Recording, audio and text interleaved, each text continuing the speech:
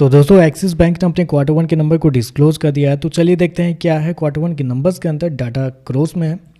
तो देखिए पिछले क्वार्टर में कंपनी ने 38,022 करोड़ के आसपास का रेवेन्यू जनरेट किया था। टोटल इनकम पिछले साल 35,844 करोड़, जबकि अभी देखें तो 38,321 करोड़ आपको जाता हुआ देखने को मिला। तो साल दर साल क्वार्टर क्वार्टर देखें तो कंपनी का टोटल इनकम आपको बढ़ता हुआ देखने को मिल रहा है। इंटरेस्ट इनकम की बात करते हैं तो पिछले क्वार्टर में 31,242 करोड़ जनरेट किए थे, पिछले साल 30,060 करोड़ के आसपास, जबकि अभी देखें तो 31,063 करोड़ आपको देखने को मिला। तो साल दर साल तो कंपनी का इंटरेस्ट इनकम बढ़ा है, लेकिन क्वार्टरली बेस पे जाते हैं तो यहाँ पे आपको गिरावट आपको देखने को मिला। तो यहाँ पे थोड़ा सा नेगेटिव आपको कंपनी का इंटरेस्ट इनकम के अंदर देखने को मिल रहा है। कंपनी के नेट इंटरेस्ट इनकम की बात कर लेते हैं, क्योंकि सबसे इंपॉर्टेंट तो यही है।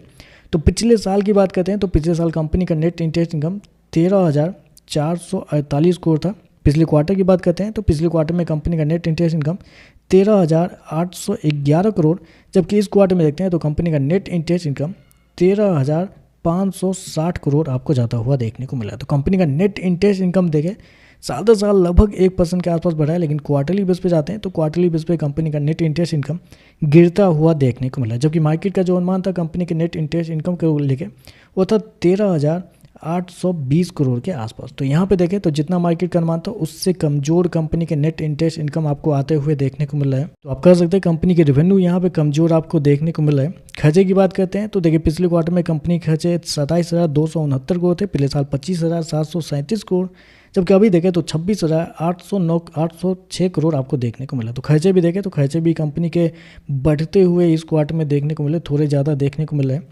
प्रोविजन क्या है पहले वो देख लेते हैं, फिर देखते हैं क्या हुआ है कंपनी का।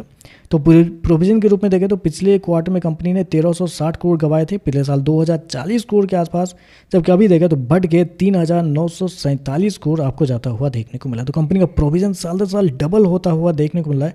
मतलब एक दिग्गज बैंक हो कि आपका प्रोविजन साल दर साल डबल हो रहा है, क्वार्टरली बेस पे 3 गुना होता हुआ देखने को मिला है। तो कंपनी का प्रोविजन तो गजब इस क्वार्टर में आपको बढ़ते हुए देखने को मिल रहा है।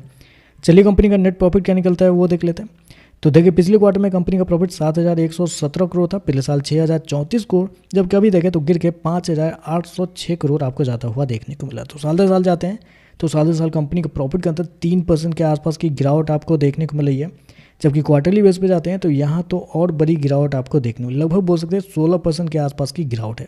तो कंपनी के प्रॉफिट देखें तो कमजोर आपको देखने को मिले। मतलब यही डर था कि bank Nifty all time high के आसपास है, ऐसे में बैंक्स के जो नंबर है कमजोर आने के चांसेस बहुत ज़्यादा थे, वही देखने को मिल रहा है। एक्सिस बैंक के नंबर कमजोर ही देखने को मिल रहा है। कंपनी सो गया है 5,806 करोड़ का प्रॉफिट इस क्वार्टर में, जबकि मार्केट का जो अनुमान था वो था 6,420 करोड़ के आसपास। तो बहुत ही कमजोर कंपनी का प्रॉफिट आपको देखने को मिल रहा है।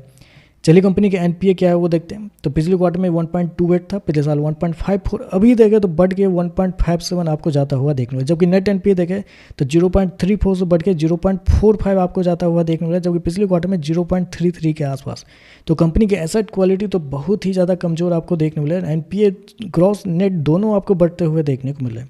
तो ओवरऑल देखा जाए तो मेरे हिसाब से नंबर कमजोर आपको देखने को मिले। जिस प्रकार की रैली बैंक निफ्टी के अंदर आई है उस प्रकार के नंबर बिल्कुल भी देखने को नहीं मिल रहे हैं। कंपनी के नंबर कमजोर हैं, नेट इंटरेस्ट इनकम गिरता हुआ देखने वाला, प्रॉफिट के अंदर गिरावट है, प्रोविजन डबल हो रहा है साल दर साल क्वार्टरली बेस पे 3 गुना, और एनपीए भी आपको बढ़ता हुआ देखने को मिला। तो हर एक एंगल पर देखें तो कंपनी के नंबर कमजोर देखने को मिल रहा है।